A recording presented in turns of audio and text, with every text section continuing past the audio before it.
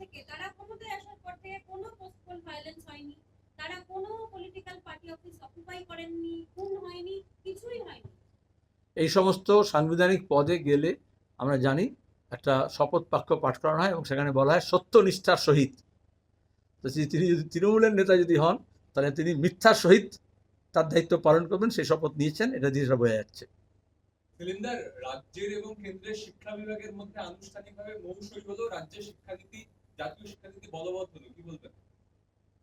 সরকার তুমি যে তৈরি করেছো সেই সরকার তার নীতি অনুযায়ী চলবে এবং জাতীয় শিক্ষানীতি আমরা জানি সেটা মোদির অনেক প্রিয় এবং সেটা হচ্ছে একেবারে ওয়াশিংটন নির্দেশিত এবং সেখানে দাঁড়িয়ে এই শিক্ষানীতি তৈরি হয় শাসক দল তার প্রয়োজনে, পুঁজি তার প্রয়োজনে। ইংরেজদের সময় কেরানি দরকার ছিল, তখন কেরানি তৈরি করার জন্য শিক্ষা তৈরি করা হয়েছিল। স্বাধীনতার পরে যখন আমরা পাবলিক সেক্টর তৈরি হচ্ছে, যখন দাঁড়িয়ে নতুন কারখানা তৈরি হচ্ছে, যখন ভারী শিল্প তৈরি হচ্ছে, তখন আইআইটি আইআইএম তৈরি করতে হয়েছে, তখন একেবারে তলা থেকে স্কুল কলেজ তৈরি করতে হয়েছে, বিশ্ববিদ্যালয় তৈরি করতে হয়েছে। জনশিক্ষা বামফ্রন্টে যখন আমল হয়েছে তখন জনশিক্ষার প্রসার হয়েছে, বেশিরভাগ মানুষ যাতে শিক্ষা আঙিনে আসে তার চেষ্টা করা হয়েছে। আর এখনকার যে সরকার আছে সে চায় না যে সবাই শিক্ষিত হোক, শিক্ষা মহার্ঘ হোক, তাহলে পাবলিক ফান্ডেড শিক্ষা যাতে না থাকে। আমি কলকাতা কর্পোরেশনের বিদ্যালয়ে পড়েছি, তৃণমূলের আমলে কর্পোরেশনের বিদ্যালয়গুলো প্রায় চৌপাট হয়ে গেছে। প্রথমে বিজেপি যখন মহারাষ্ট্র পুরসভা এসেছিল, কলকাতা এবং মুম্বই পুরসভা একমাত্র স্কুল চালাতো। তারা প্রথমে গত শতাব্দীর শেষে যখন মহারাষ্ট্রে বিজেপি শিবসেনা পুরসভা হয়, তারা সমস্ত পৌর বিদ্যালয়গুলোকে বন্ধ করে দেয়। এখানে যখন তৃণমূলের সরকার হয়, তারাও ক্রমাগত আর রিক্রুটমেন্ট না করে এগুলোকে শুকিয়ে মেরেছে। এখনও একটা আছে, টিম টিম করে চলছে। এবার তোমার জানা দরকার, যখন একে ফজলুল হক যখন এখানে মেয়র হন কলকাতার স্বাধীনতার আগে, তখনই গোটা এশিয়ায় প্রথম কলকাতায় পুর নিগম স্কুল প্রতিষ্ঠা করে। কারণ বস্তির গরিব ধাঙ্গরের ছেলে, গাড়োয়ানের ছেলে, দারোয়ানের ছেলে তারা যাতে পড়তে পারে, শ্রমজীবী মানুষের শহর, তারা যাতে পড়তে পারে। এখনকার যে জাতীয় শিক্ষানীতি আছে, তারা প্রাইমারি থেকে একেবারে সর্বোচ্চ পর্যন্ত যাদের আর্থিক রেস্ট তো আছে তারা পড়ুক, যাদের আর্থিক রেস্ট নেই তারা কেন পড়বে? তাছাড়া পড়েই বা কী করবে যদি তাদের চাকরি না করা হয়? সুতরাং তাদেরকে সেই এটাকে বলে হিউম্যান রিসোর্স ডেভেলপমেন্ট প্ল্যান। সুতরাং আমাদের এই সরকারের, রাজ্যের বা কেন্দ্রের উভয়ই হচ্ছে যে আমাদের যে কটা হিউম্যান রিসোর্স লাগবে তাদেরকেই আমরা শিক্ষিত করব, বা তারা শিক্ষিত হয়ে যাবে অস্ট্রেলিয়া কানাডা, বা তারা সেখানে যে দোকান খুলবে সেই দোকানে ডিগ্রি পাবে। কিন্তু এখানে সবাইকে শিক্ষা দিয়ে কী লাভ? তাহলে পাবলিক ফান্ডেড এডুকেশন সিস্টেমকে ধ্বংস করার চেষ্টা করা হচ্ছে। আমরা তার বিরোধিতা করেছি, আমরা বিরোধিতা করব। আরামবাগে আজকে ওরা বলে দোয়াব, দুই নদীর সংযোগ, ওইসব জায়গাগুলোতে আছে। কিন্তু এই আসা যাওয়ার পথে তথাকথিত গোরক্ষক বাহিনী তারা অনেক জুলুমবাজিও করে, তোলাবাজিও করে, আবার কাউ স্মাগলিংও হয় আমাদের বিশাল বর্ডারে দাঁড়িয়ে। এখানেও যাতে বাইরে স্মাগলিং হয়, বাইরে এক্সপোর্ট হয়, তার জন্য অনেকে চায় যে আমাদের দেশে তার ব্যবহার কমুক, তাদের সস্তায় সাপ্লাইটা বাড়বে। যারা বড় বড় কোম্পানি খুলেছে এবং সেই কোম্পানি মারফত রপ্তানি করে, আবার শাসক দলকে ফান্ড করে সেই টাকা দিয়ে, আপনারা জানেন ইলেকট্রাল বন্ডে সেটা আছে। তো তারাও চায় তাদের ব্যবসায়ের স্বার্থে যে স্থানীয় মানুষ তারা এটা থেকে বঞ্চিত হোক। কিন্তু এই যে প্রধানমন্ত্রী গেলেন ইউএইতে, শেখেদের সঙ্গে গলা মেলানোর জন্য, আপনারা দেখবেন আরব দেশগুলোতে, দুবাইতেও ইন্ডিয়ান বিফ বলে একদম সাইনবোর্ড লাগিয়ে বিক্রি হয়, গোটা ইউরোপেও তাই। সেখানে যে জুলুমবাজি শুরু হয়েছে পুলিশকে দিয়ে, মস্তানকে দিয়ে এবং বিজেপি ঝান্ডা নিয়ে, আমি রাজ্যের বর্তমান শাসক দলকে বলবো যে এ পথে যাবেন না। এতে অশান্তি বাড়বে। মানুষ আইন শৃঙ্খলা রক্ষার জন্য, আইনের শাসন প্রতিষ্ঠার জন্য, গণতান্ত্রিক পরিবেশ ফিরে পাওয়ার জন্য তারা এই নির্বাচনে অংশগ্রহণ করেছেন। এই নির্বাচনের ফলাফলের ভিত্তিতে এমন অবস্থা না হয় যাতে প্রতিদিন মানুষকে রাস্তায় নামতে হয় এবং এটা অশান্তি এবং সামাজিক, হিন্দিতে বলে সন্তুলন, সবসময় বিজেপি এটা ব্যবহার করে আগে সবসময়, সামাজিক সন্তুলন, এখন তো এসব শব্দ ব্যবহার করতে হবে, যাতে এটা নষ্ট না হয়, সম্প্রীতি যাতে নষ্ট না হয়, ব্যালেন্স যাতে নষ্ট না হয়, সেটা খেয়াল রাখতে হবে। এমনিতেই আমাদের আমরা হচ্ছি প্রোটিন স্টার্ভ নেশন, আমাদের হচ্ছে অপুষ্টি বেশি, সেখানে সবচেয়ে সস্তা প্রোটিন পাওয়া যায় এই অ্যানিমাল প্রোটিন থেকে। সেখানে সাবস্টিটিউট না তৈরি করে, সেখানে মিড ডে মিলকে আরও স্ট্রেনদেন না করে, মিড ডে মিলে আরও বেশি ডিম, মাছ, প্রোটিন না দিয়ে, যদি ভেজিটেরিয়ান হয় ভেজিটেবলসও না দিয়ে, মানুষের পাত থেকে খাবার খেয়ে নেওয়া যায় না। তারপরে ধর্মাচরণ পদত্যাগ করবে। আর উল্টে আমি দুটো স্তবক গিয়ে শোনাবো। সাধারণত আমি গান করি না, কিন্তু ওই যে প্রার্থনা সঙ্গীত করতে করতে তো অভ্যাস হয়ে যায়, ছোটোবেলায় যেগুলো স্কুলে করে সেগুলো সারা জীবন মনে থাকে। তাহলে ওরা বলুক ওদের মধ্যে কে পদত্যাগ করবে। টাইমস অফ ইন্ডিয়া পরের দিন লিখেছিল 2 minutes silence observed in Lok Sabha. কোনো শোকের জন্য নয়, 2 মিনিট দাঁড়িয়ে স্পিকার সময় দিয়েছিলেন, কোনো বিজেপির সদস্যের সাহস হয়নি উঠে দাঁড়িয়ে বন্দে মাতরম গাইতে পারে।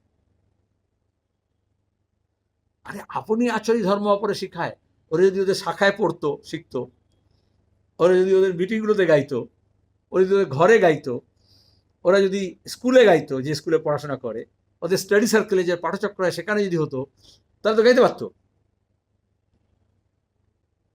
এবং এইটাকে আমার বলে চয়েস। আপনাকে বলতে হবে ছোট ছোট ছেলে মেয়েদের জন্য স্কুলে যে এই 8টা গান ঠিক করে দিই। মমতা যেমন বলেছিল কোন কাগজ রাখবেন কোন কাগজ রাখবেন না, ক্ষমতার দম এরম বলে তো। যেমন সবাই বলেছিল আপনি কেন বলছেন কোন কাগজ কিনবে কোন কাগজ কিনবে না, বলেছে আমি তো এখন এটা বলিনি যে কোন কাগজ পড়বে কোন কাগজ পড়বে না। এগুলো ক্ষমতার দম্ভ। তো সেই দম্ভে অন্তত 8টা 10টা, যদি ওরা জানে এটার বাইরে কিছু স্বাধীনতা আন্দোলনের সঙ্গে যোগ নেই, যে স্বাধীনতার সময় সেই মুক্তির মন্দির ও সোপানা দলে হতে পারে, দেশপ্রেমিক গান হতে পারে, সেরকম 8টা 10টা দিতে হয়। যেরকম সিলেবাসে অনেকগুলো ছোট গল্প থাকে, তার মধ্যে ওরা একটা চয়েস দেয়। তাহলে কোন বনে করোড়পতিতে বলা হয় 3টে 4টে বলে না, লক্ষ একটা দিয়ে যায়। তারপরে সেটা স্কুলের টিচাররা এবং ছাত্ররা সেটা গাইবে। কম্পালশন ঠিক নয়। দেশপ্রেম কখনো কম্পালশন দিয়ে আসে না, ইম্পালস দিয়ে আসে, কম্পালস না।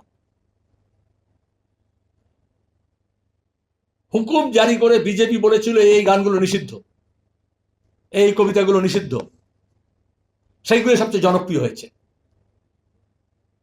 আর তখন ইংরেজ রাজা রানীর জন্য যে গল্পগুলো গানগুলো লেখা হয়েছিল সেগুলো সব ভুলে গেছে লোক এখন।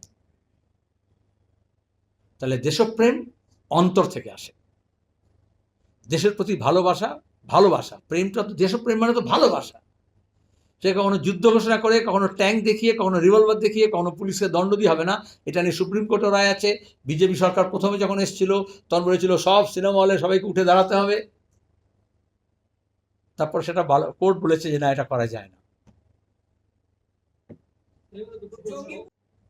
মানুষের ধর্মাচরণে, উৎসব পালনে যাতে বাধা তৈরি না হয়।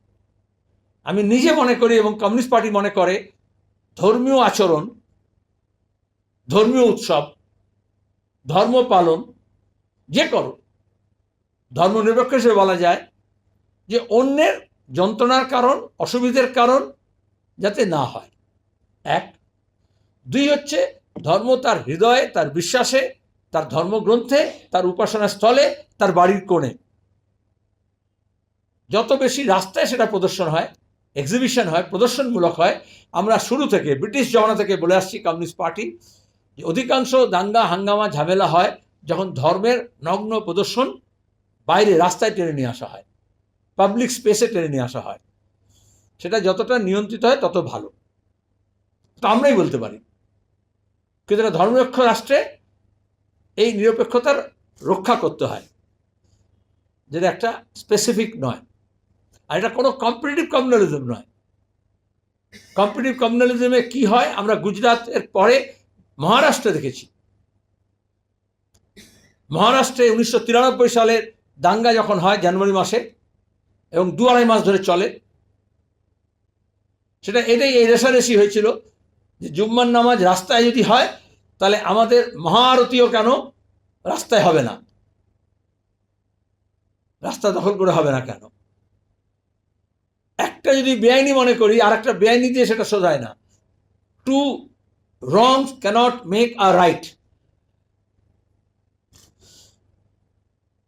এবং এটা কোনো রাইটের প্রশ্ন নয়। আমরা ঠিক করেছি, ইতিমধ্যে দেখেছেন যারা সারা বছর ধরে এই গবাদি পশু পালন করে তারা এই হাট বাজারের জন্য অপেক্ষা করে, কিন্তু অধিকাংশ জায়গায় হাট বাজার বন্ধ হয়ে গেছে রাতারাতি। এবং এটা শুধু মাংস না, গবাদি পশু না, আমি বলে দিচ্ছি। এরপরে এটা এক্সটেনশনে যেখানে কমন হাট আছে, আমরা দেখেছি দাঙ্গাঙ্গার পরে যেটা হয় যে এই সম্প্রদায়ের দোকান থেকে এ কিনবে না, ও সম্প্রদায় থেকে ও কিনবে না, এই সম্প্রদায়ের হাটে ওই সম্প্রদায়ের লোক বসবে না, ওই সম্প্রদায়ের হাটে ওই লোক বসবে না, এবং বাজার হাটেও চলবে। এই জন্যই আপনারা দেখেছেন নিউ মার্কেটে যখন জয়ের আনন্দে যখন বুলডোজার নিয়ে নামে, প্রথমেই আমরা বামপন্থীরা 4 তারিখে ফলাফল বেরিয়েছে, 8 তারিখে আমরা ওখানে মিছিল করি, সমাবেশ করি। কেন করি? যেগুলো আমাদের হচ্ছে ঘর পোড়া গরু সিঁদুরে মেঘ দেখলে ডরায়। আমরা গুজরাট, মহারাষ্ট্র, রাজস্থান, উত্তরপ্রদেশ, হরিয়ানা, এই উদাহরণগুলো আমাদের সামনে আছে। আমরা আসামে প্রতিদিন উদাহরণ দেখছি, আমরা ত্রিপুরায় উদাহরণগুলো দেখছি। আমার মনে হয় শাসক দলও সেটাকে শিক্ষা নেবেন এবং ওই পথে যাবেন না। তারপরে যখন বুলডোজার ব্যবহার করা হলো, কোর্টে কেস হলো, আমাদের নেতারা গেলেন, কর্মীরা গেলেন। এটা কোনো একটা ধর্ম বিরুদ্ধে একটা ধর্ম নয়। বেআইনির কাজে যদি আপনি বিরোধী হন, তাহলে আইন আর বেআইন এটাই তো দেখা হবে। এবং সেখানে দেখবেন একটা শ্রেণীর ব্যাপার আছে। সবচেয়ে ভালনারেবল সেকশন যারা হকার্স, ছোট দোকানদার, অসংগঠিত শিল্প, ছোট ছোট কটেজ বেস ইন্ডাস্ট্রিজ, তাহলে একদিকে বলবে আমি শিল্পায়ন করব, আর অন্যদিকে আজকের বড় বড় শিল্প বেঁচে থাকে এই ছোট ছোট ভেন্ডারের ওপরে, ছোট ছোট ফ্যাব্রিকেটের ওপরে, ছোট ছোট সাপ্লায়ার্সের ওপরে। তাহলে এই গোটা চেইনটা ভেঙে যাচ্ছে। এবং এমনিতেই দেশের প্রধানমন্ত্রী বলছেন অর্থনৈতিক সংকট, জ্বালানি সংকট, খরচ কমাও, বিদ্যুতের ব্যবহার কমাও, তেলের ব্যবহার কমাও। তার মানে একটা ইমিনেন্ট ইকোনমিক একটা ক্রাইসিসের মধ্যে আমরা যাচ্ছি। নাহলে তো প্রধানমন্ত্রী বলবেন না, তার কথা যদি আমি ফেস বেরোতেও নেই। প্রত্যেক মাসে, গত 3 মাসে আমাদের foreign reserve in dollar terms কমছে, $17 মিলিয়ন করে কমছে গত 3 মাসের হিসেবে। এরম চললে কিছুদিন পরে আমাদের ব্যালেন্স অফ পেমেন্ট ক্রাইসিস হবে।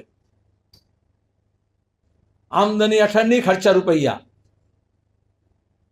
সেখানে আমদানিটা বাড়াতে হবে, খরচটা কমাতে হবে, থাম্ব রুল। তাহলে সেখানে খরচ বাড়াবো আর আমদানি কমাবো, তাহলে দেশও বাঁচবে না, সমাজ বাঁচবে না। কেউ যদি মনে করে এটা টার্গেটের একটা বিশেষ সম্প্রদায়ের জন্য হচ্ছে, তা নয়। लगेगी आग तो सभी आएंगे चपेट में। यहां से मेरा ही मकान थोड़ी है। তাহলে বাজারে যদি আগুন লাগে